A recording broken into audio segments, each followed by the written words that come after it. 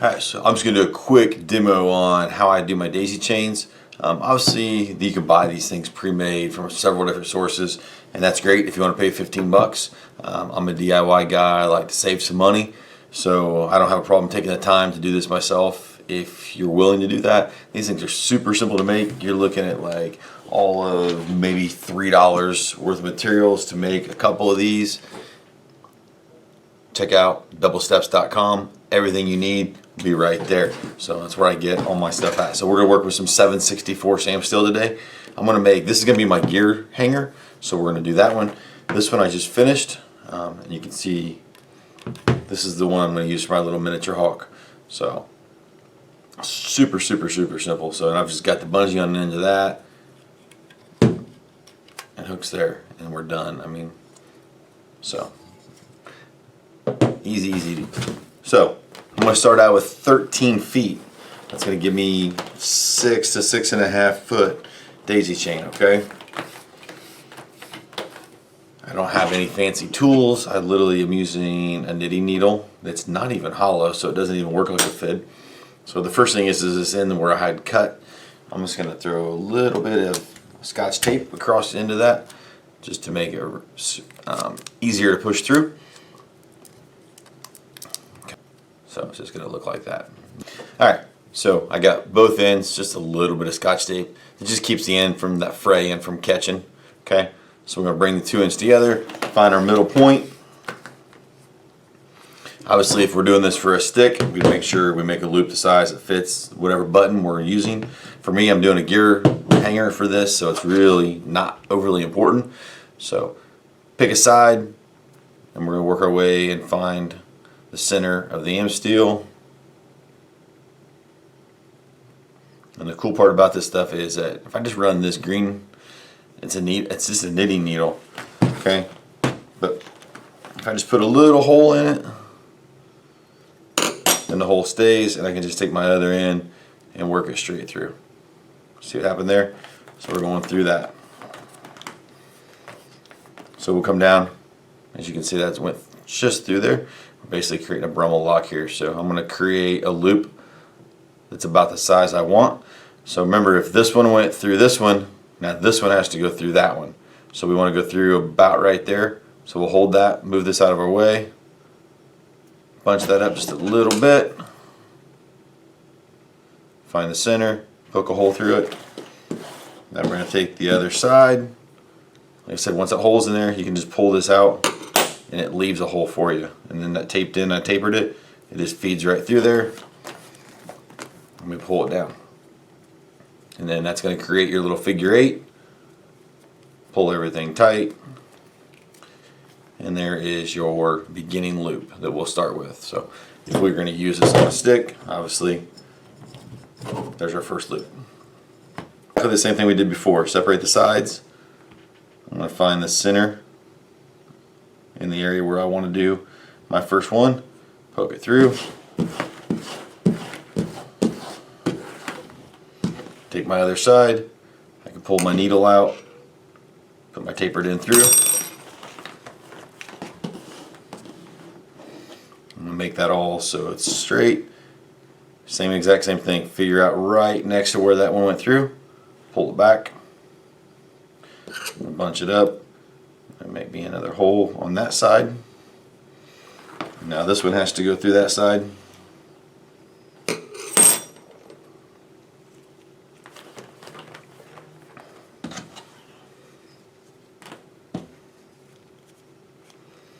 And there's your first knot. Okay. Now the next thing we do is figure out how big we want them. For me, for when I made the one for the hawk stick, I had this little S-beaner here from Night Ice. I just used that packaging and almost used that as a uniform, just quick and easy uniform. Okay. So I just laid it there. Come over and pinch the other side. And I just leave this laying sideways like this, so I just keep working with the same side every time. So put my hole in there, pull my knitting needle out, this goes through, okay, so right where that went through, move it out of your way, Pinch the other side up. Make sure you don't catch any strands when you do this. Put my hole there. And then I run through the other side. Oop. Flipped it through there. There we go. Pull that taunt. So there is my first hole for my daisy chain. Okay. And I can continue that on. I'm not going to sit here and video that because we'll be here all night. We'll continue that on the way, all the way to the end. And it's seriously simple as that, guys. So if you're not scared to do it yourself, got a little free time in the basement, super easy. So get on double steps, buy some supplies, play around with your stuff, DIY it up. Alright, so I'm just continuing on doing the exact same thing I showed you. So do our little measurement that we like, find the center.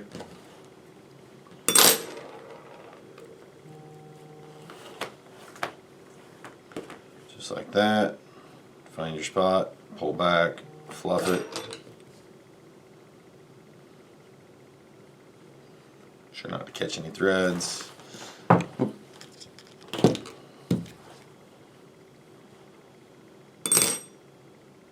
Take that side through there. And then we just keep doing that. So we'll go nice, and I'm going to go really slow here, and we'll zoom in here for one, just see if maybe, just in case anybody's got doubts of what we're doing here. So, okay, so I've got my two lines running side by side. Okay, so I'm using that as a reference. So there's my measurement. So pinch this one here. Okay, we fluff it, make a hole. The other side, find the end of it. Okay, I can literally just pull the needle out. As you see, it leaves a hole, and I just feed that through. Okay, feed it through until you make it tight. Sorry. And then there's your loop you want. So we need this. So this side, we went through this one. So now this one that we went through has to go back through the other one, and that's what's going to complete that knot. So it obviously needs to go right there beside it. So we're just going to pinch that with our thumb. We hold it, pull that back out of your way so you can be moved, and then you're just going to fluff that up right there with your thumb. We go back through, create our hole. So now we're taking the same one, other side of this, it's going to go back through. Okay, and goes through that hole. And then when you look at that, you can see that it looks like a figure eight. And then when we pull it tight, everything will come together. And that's how you make your daisy chain. Okay? It's super easy, guys. Don't be afraid to try it. Alright, and then for the end of this one, since this is not going to want to stick, I don't need a bungee cord on the end of this one. So I got my two ends, there's my last knot, everything's finished up. I'm just going to take this and fold it back right so it's just even at the knot, so I have just a little bit of a loop there at the end. Okay. So, and then I'm just going to shrink wrap on that. That will give you a nice clean finished end. You don't have to worry about any tails or any raveling. It gives you a nice clean finished look on the end there, okay? Simple as that. And then we have a perfect daisy chain. We're going to use that as a gear holder. I got a hero clip for my bow holder. I got a couple S-beaners, and I'm going to break the one side off and use that for my gear and stuff. And then we'll go over a how-to on how I'm going to use that, how I'm going to hang that. So, okay, so there you have it. 7/64 daisy chain, one for my stick, one for a gear hanger. And I'd have to look, but just to give you an idea of how much money you get, that would be $30 if I was to buy those pre-finished. Amsteel Blue 7/64, so about 26 feet. That was $6.50. So I saved myself 25 bucks. Okay, so it's well worth it to me. I don't know, maybe 30 minutes per one. So an hour total, $25. So they're all said and done. 7/64 Amsteel, hero clip, two little S-beaners, and that whole entire assembly that hangs my bow, Hangs all my gear, fits in the palm of my hand. I'll get a weight on it for you, but it doesn't weigh much.